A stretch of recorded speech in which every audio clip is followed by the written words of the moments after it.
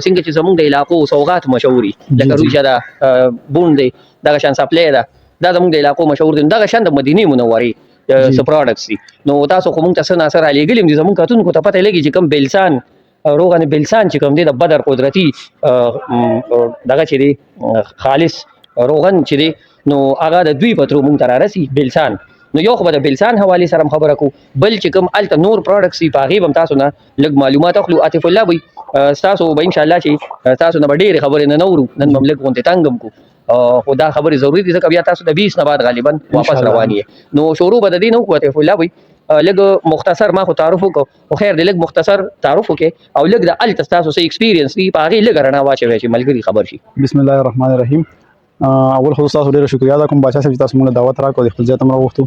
او موږ هم د دې دغه لایق وګڼلو الله تاسو خوشحاله کړي دویم دا چې زما څنګه چې باچا صاحب وي زما نوم محمد عاطف جان دی حسیب الله بھائی زما مشهور دی زما مدینه منوره کې تقریبا د 2 کالو نه پاتې کېږم او الته جی زمونږ د سروس دی چې دا کوم حجان صاحبان راځي د پاکستان نه د انډیا نه افغانستان نه زموږ ورونه څومره دي اردو سپیکینګ دی یا پښتو سپیکینګ دی څومره چې راځي نو موږ دغه ګایډ کوو څنګه چې تاسو ولا غیدل ته یو کس راشي او تاسو په خپل علاقه کې ګرځوي او زین او تخایل چې دا چې زموږ د مشرانو کله دی دلته دا چل شوی دا شان دي چې کله موږ حجان راشي الته کوغي خپل بوکینګ نه وکړي کمرې وسره نه وي موږ د کمرې پرووایډ کوو که فرض کمرې ارڅ داغي وي او هغه ګرځي ترانسپورت ضرورت وي ته موږ د ترانسپورت ورکو که هغه دا وی چې مطلب په مدینه منوره کې که زمونږ پرس کا کجوري پکار دي کوم چې د اغه مطلب یو موږ دا وایو چې صرف او صرف په مدینه منوره کې کوم سيزونه ملاويږي زمونږ هغه پکار دی په اوریجنل حالت کې ځکه چې تاسو پته په هر ځای کې 2 نمبر سيزونه ملاويږي سو کې ته نه ګوري چې دا مدینه منوره دا یا پاکستان دی او خپل بزنس سره کار وي دا شان دي په مدینه منوره کې اوسو دا تبرکات دي چې صرف او صرف مدینه منوره سره تعلق ساتي د دنیا په هر بل ګوټ کې غنښت پای ګړم به دي اجوا کجوري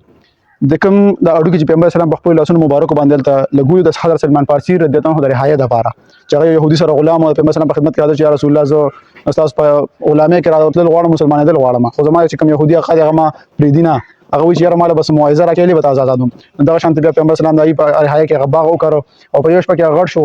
د هغه باغ نه چې اوس کوم کجوري مطلب راضي هغه اجوا کجوري دي او اجوا کجوري چې هغه صرف او صرف په مدینه منوره کې ملاويږي په بل دنیا په یو ګوټ کې نه ملاويږي دې د اډو کې تاسو ځان سره وروړي په دنیا په هر ګوټ کې تاسو یې ولته وکړي دا باندې به اون کېږي خو پای کې به دا پل چې کوم نظام یو چې کوم د اجوا دا په کې نه کېږي دا صرف او صرف په مدینه منوره کې ملاويږي دویم دا شانتي دي روغن بل لسان وته وي دا روغن دی یو بوټي ته جی انسان د قد پورې وي ډېر غټ نه وي نو دینه چې کوم تیل روزي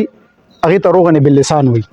دغه تیل شوګر د لپاره د بلډ پریشر د لپاره مختلف قسم بیماری چې څومره دي د 70 بیمارونو زیاته شفا پای کې الله تعالی یې خدا د هر قسم بیماری لپاره تاسو استعمالول شي که پرس کدا تاسو وای چې اندرونی بیماری دي مونږ ته د زړه بیماری دی یا دنه چې شوګر دی بلډ پریشر دی بواسیر دی دغه لپاره به تاسو پپایو کې 2 یا 3 قطرې واچي هغه بل شان ګرم کې یو فو په واه یو ګلاس په او چې کله شپو دګي هغه ټیم د اوس کې که بیرونی څه د زخم بیا پالج والا زی بیا صدقې او هغه د لپاره تاسو استعمالول غواړي نه کې به تاسو داسې کار کې زیتون اوریجنل تیل مدینه کې ملاويږي دلته پاکستان کې هم ملاويږي هغه به تاسو واخلې او پای کې به د دوی نه 2-3 قطرې واچوي او هغه به ګرم کې او په هغه متاثر ځای چې کوم تاسو زخم دی یا پالج والا پاګه دی مالش کې او کپڑے سره تاسو تړل شي نه په کپڑے سره به وتړي ان شاء الله الله تعالی به تاسو شفا درکړي بل دی یو دغه دار چې دا بدر کې چې کله غزوه بدر او شو اصحاب کرام د نبی کریم صلی الله علیه وسلم په خدمت کې حاضر یا رسول الله ته شفا د پارس او خایا